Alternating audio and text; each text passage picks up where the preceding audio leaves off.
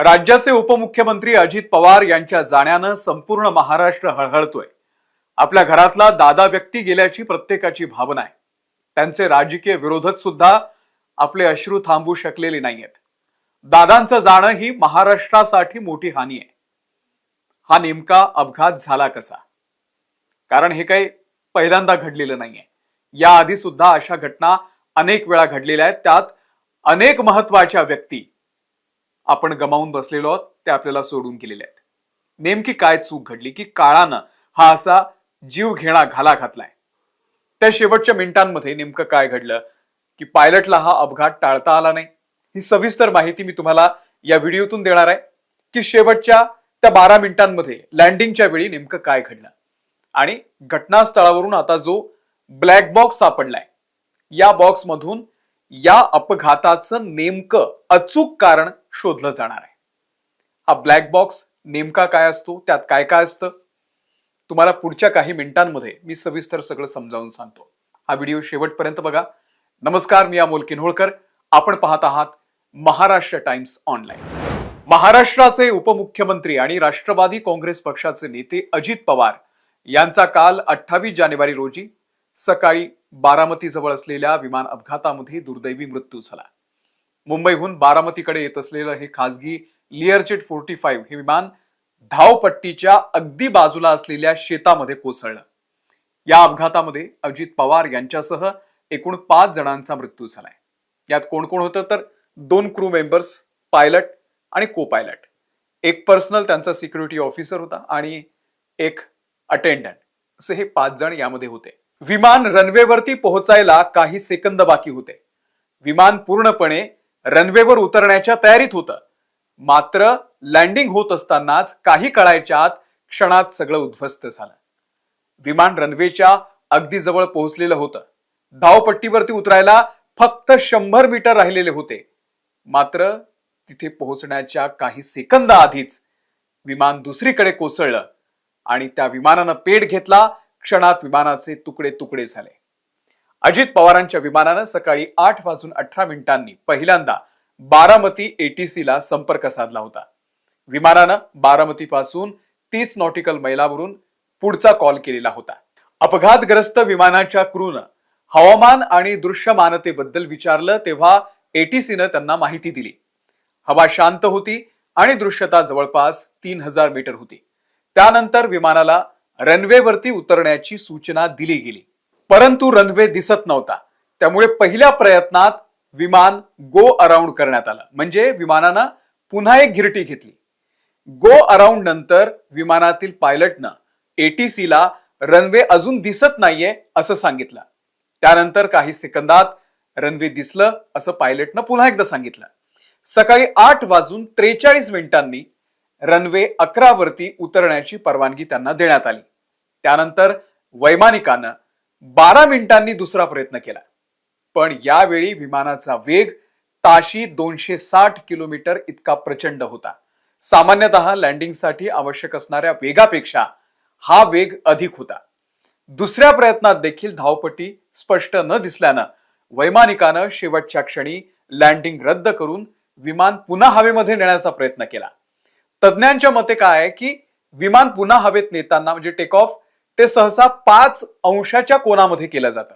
त्या 5 अंशाच्या कोनात ते वर नेलं जातं, मात्र वेग प्रचंड असल्यानं विमान 16 अंशाच्या कोनामध्ये अचानक वर नेण्याचा प्रयत्न झाला आणि यामुळे विमानाला हवेमध्ये स्थिर राहण्यासाठी लागणारी आवश्यक असणारी लिफ्ट, ज्याला आपण शक्ती म्हणतो, ती मिळाली नाही। यावेळी पायलटनं मेडे कॉल केला होता, पण तेवढ्यात विमानाचं संतुलन बिघडून ते थेट जमिनीवरती कोसळलं।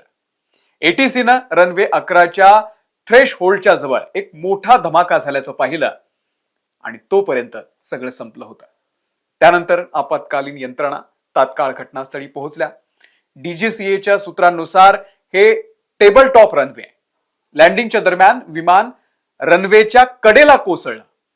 सुमारे 100 फूट उंचीवरती विमानाचा तोल गेला। रनवे पर्यंत पोहोचण्याच्या आधीच विमान जमिनीवरती कोसळलेलं होतं। अपघाताच्या वेळी बारामती विमानतळावरती दाट धुकं होतं आणि दृश्यमानता देखील खूप कमी होती। हे विमान मुंबईहून बारामतीला आलं होतं आणि तिथून पुन्हा एकदा मुंबईला जाणार होतं। त्यामुळे या विमानामध्ये परतीच्या प्रवासासाठी आणि आपत्कालीन परिस्थितीसाठी लागणारे 1.12 टन म्हणजे सुमारे 1400 लिटर इंधन शिल्लक होतं.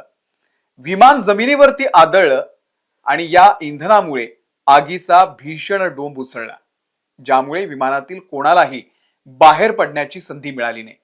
बारामती विमानतळावरील सर्वात मोठी त्रुटी म्हणजे तिथे असलेली इन्स्ट्रुमेंटल लँडिंग सिस्टम ILS त्याचा अभाव होता. ही यंत्रणा खराब हवामानामध्ये किंवा धुक्यामध्ये विमानाला रेडिओ सिग्नलद्वारे धावपट्टीच्या रेषेत आणण्यात मदत करते. ही सुविधाच त्या ठिकाणी नव्हती आणि त्यामुळे वैमानिकाला केवळ स्वतःच्या डोळ्यांनी पाहूनच लँडिंग करावं लागलं. परिसरात असलेल्या टेकड्या आणि धुक्यामुळे दृश्यमानता अचानक कमी झाली आणि ILS नसल्यानं वैमानिकाची दिशाभूल झाली. आता फॉरेन्सिकच्या टीमच्या हाती अपघातग्रस्त विमानातला ब्लॅक बॉक्स सापडल्यामुळे हा अपघात नेमका कसा झाला आणि का झाला याची अचूक माहिती मिळणार आहे. या विमान अपघातामध्ये सर्वजण म्हणजे 5चे 5ही जण मृत्युमुखी पडल्यामुळे ब्लॅक बॉक्सच्या माध्यमामधून या अपघाताचा तपास करता येणं शक्य आहे. आता हा ब्लॅक बॉक्स म्हणजे नेमकं काय, तर प्रत्येक विमानाच्या ब्लॅक बॉक्समध्ये 2 अत्यंत महत्वाची उपकरणं असतात. पहिलं असतं फ्लाइट डेटा रेकॉर्डर म्हणजे FDR.